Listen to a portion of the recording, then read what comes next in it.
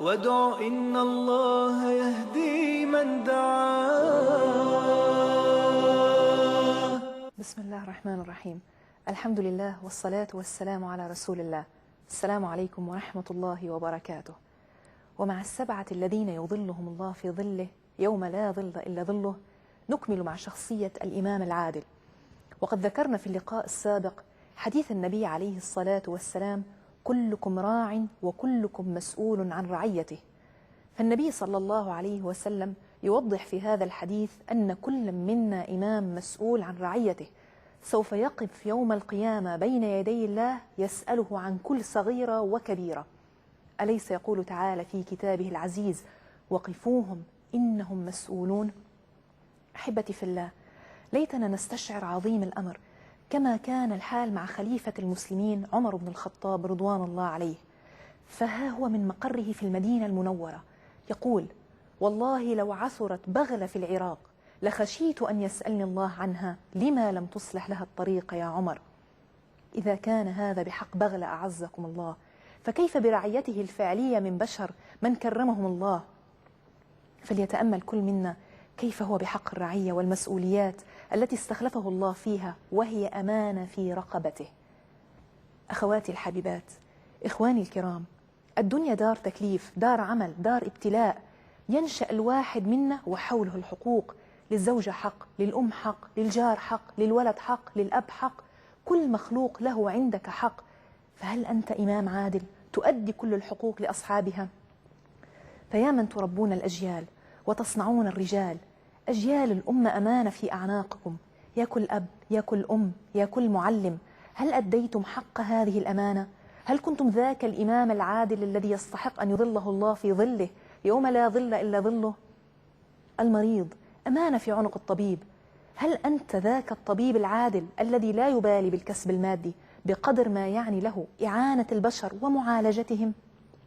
أم أنك أسأت بحق الأمانة وربما طلبت من المريض فحوصات لا تلزمه فقط بغية أن تزيد عمولتك من مخبر معين؟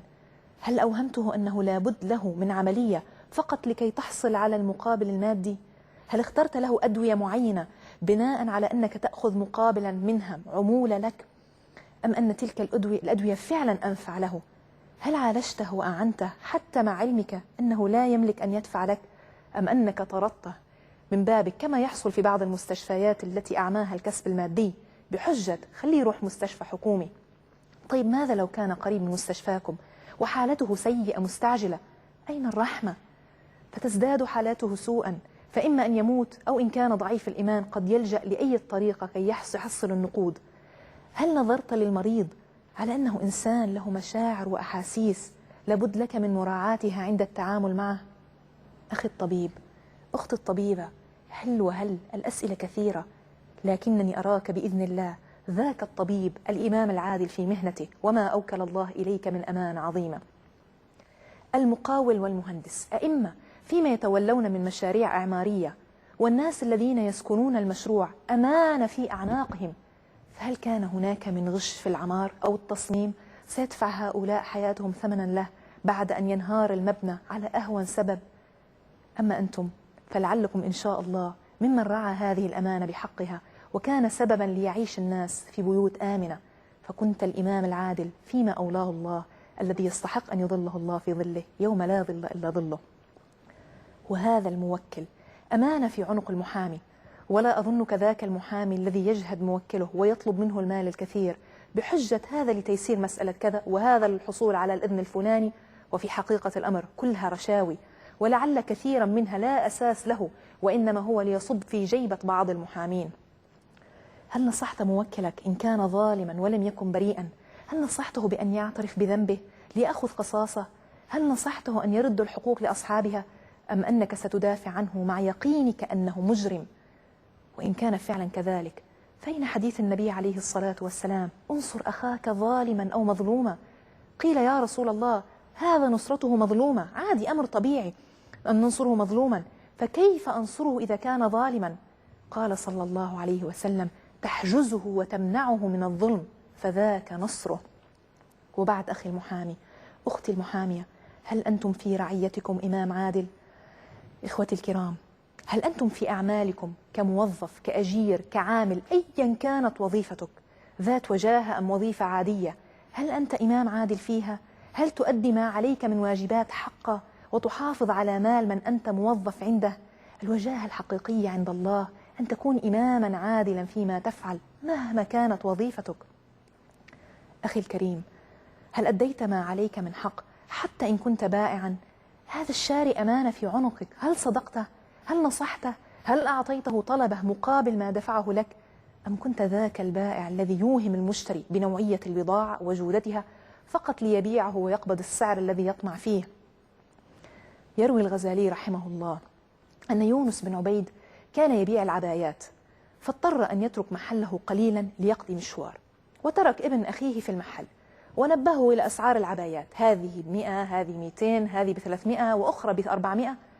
فجاء مشتري في غيابه يبدو عليه أنه غريب عن المنطقة، وطلب من العبايات اللي ب400، فعرض عليه الصبي عباءة 200 على أساس أنها ب400، فعجبته جدا واشتراها، وخرج من المحل ووقف يكلم صاحبه: انظر ما أجملها، ما أحلاها، فقط ب400. وفي هذه الأثناء كان يونس بن عبيد قد عاد إلى محله، فسمع كلام الرجل فتعجب وقال للرجل: معذرة يا أخي، ولكن بكم اشتريت هذه؟ فقال ب400. فرد عليه يونس البائع صاحب المحل: لكن هذه لا تساوي أكثر من 200، فارجع إلى المحل معي كي أرد عليك 200 الباقية. فقال المشتري: لكن هذه تساوي في بلدنا 500 وأنا رضيت. قال يونس: حتى لو رضيت فإني لا أرضى لك إلا ما أرضاه لنفسي. فأخذه إلى الدكان وأعاد إليه 200، ولام ابن أخيه وعاتبه عتابا شديدا، وابن الأخ يقول ويبرر: والله ما أخذها إلا وهو فرح بها راض بها. ويونس يقول: فهلا رضيت له بما ترضاه لنفسك. هذه هي العدالة. لما نفكر بهذه الطريقة نعدل مع بعضنا البعض ولا يظلم أحدنا الآخر. قال تعالى: شهداء لله ولو على أنفسكم. وإذا أمسكت الميزان أخي البائع فاذكر ميزان القيامة وما عليك من الحق، واحذر التطفيف، لقوله تعالى: ويل للمطففين. منتهى العدل الذي يريده الله منا تجاه بعضنا البعض في كافة معاملاتنا يتلخص في قول الحبيب المصطفى صلى الله عليه وسلم: لا يؤمن أحدكم حتى يحب لأخيه ما يحب لنفسه.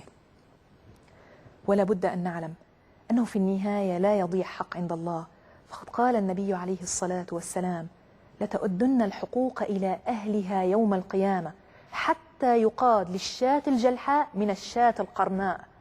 من هنا دعونا نؤدي الحقوق في الدنيا قبل أن نقف هذا الموقف العصيب يوم القيامة. ولا ننسى وصية الحق تبارك وتعالى لنا: إن الله يأمركم أن تؤدوا الأمانات إلى أهلها وإذا حكمتم بين الناس أن تحكموا بالعدل. أحبتي في الله، هناك حديث شريف لابد لكل منا أن يضعه نصب عينيه، قول صلى الله عليه وسلم: إن الله تعالى سائل كل راعي عما استرعاه أحفظ ذلك أم ضيعه، حتى يسأل الرجل عن أهل بيته. فبداية من حق الأولاد أن يختار لهم أبوهم الأم الصالحة، وكذلك من حق الأولاد على أمهم أن تختار لهم الأب الصالح. فقد قال النبي عليه الصلاة والسلام للرجل إذا أراد أن يتزوج: تنكح المرأة ل4، فاظفر بذات الدين تربت يداك. وقال صلى الله عليه وسلم للمرأة وأهلها: إذا جاءكم من ترضون دينه وخلقه فزوجوه. وبهذا يكون الاثنان إماما عادلا بحق أولاده، عاملين بما أنزل الله في كتابه، قوله تعالى: يا أيها الذين آمنوا قوا أنفسكم وأهليكم نارا وأمر أهلك بالصلاة واصطبر عليها. جعل الإسلام مسؤولية الوالدين عظيمة، كل بحسب ما أوكل الله إليه من توجيه لأولادهم بالالتزام بحكام الدين وأداء العبادات والخلق الكريم، تعليمهم العلوم التي يحتاجون في شؤون دينهم ودنياهم، ومن ثم يعمل الأب على تأمين ما يحتاجون إليه من غذاء وكساء وتوفير ضرورات الحياة. ولابد أن يعمل الأهل أثناء العملية التربوية على الموازنة بين التربية الإيمانية والأخلاقية والاجتماعية، فهذا من العدل. ومما يروى أن العبد العزيز بن مروان بعث ابنه عمر إلى المدينة، وكان صغير السن بعد، ليتأدب بها ويطلب العلم عند صالح بن كيسان.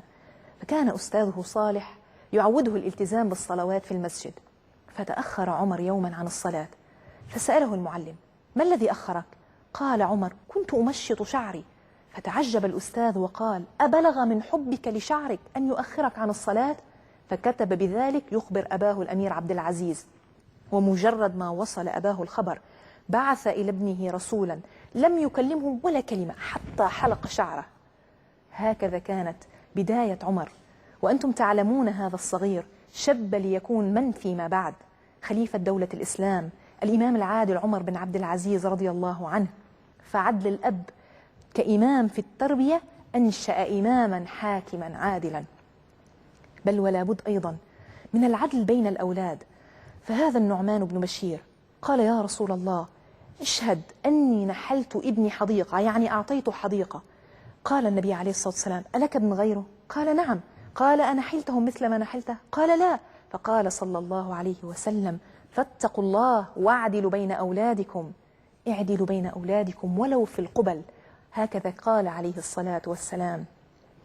أخواتي الحبيبات، إخواني الكرام، المربي كإمام عادل مهم جدا، فهو من يخرج لنا أئمة عدولا. لابد أن يكون عادلا كي ينشأ ويكونوا عادلين، وإلا لو نشأ وتربى أحدهم في ظلم فسيخرج غاضبا حانقا وقد يظلم كما ظلم. إخواني الكرام، ماذا عن تعدد الزوجات؟ صحيح أن الله تبارك وتعالى يقول: فانكحوا ما طاب لكم من النساء مثنى وثلاث ورباع فإن خفتم ألا تعدلوا فواحدة. لكن تعدد الزوجات ليس أصلا مفروضا في الدين، وإنما هو أمر مباح. والله سبحانه وتعالى قيده بقوله: فإن خفتم ألا تعدلوا فواحدة. بل وقد كان من رب العالمين خالق البشر الأعلم بنفوسهم وقدراتهم وميولهم تنبيه أكثر حسما، قوله عز من قائل: ولن تستطيعوا أن تعدلوا بين النساء ولو حرصتم فلا تميلوا كل الميل فتذروها كالمعلقة وإن تصلحوا وتتقوا فإن الله كان غفورا رحيما. فمن كان له أكثر من زوجة فليحذر ألا يعدل بين زوجاته، فإنه لابد أن يعدل بينهن في المأكل والمشرب والملبس والمسكن والمبيت والنفقة. قال رسول الله صلى الله عليه وسلم: من كانت له امرأتان فمال إلى إحداهما، أي أعطى لواحدة حقوقا أكثر من الأخرى، جاء يوم القيامة وشقه مائل. والميل الذي حذر منه هذا الحديث هو الجور على حقوقها، وليس في كم العاطفة التي في القلب طالما أنها لا تؤثر في التعامل. فاصل ونواصل بإذن الله مع السبعة الذين يظلهم الله في ظله يوم لا ظل إلا ظله، فكونوا معنا.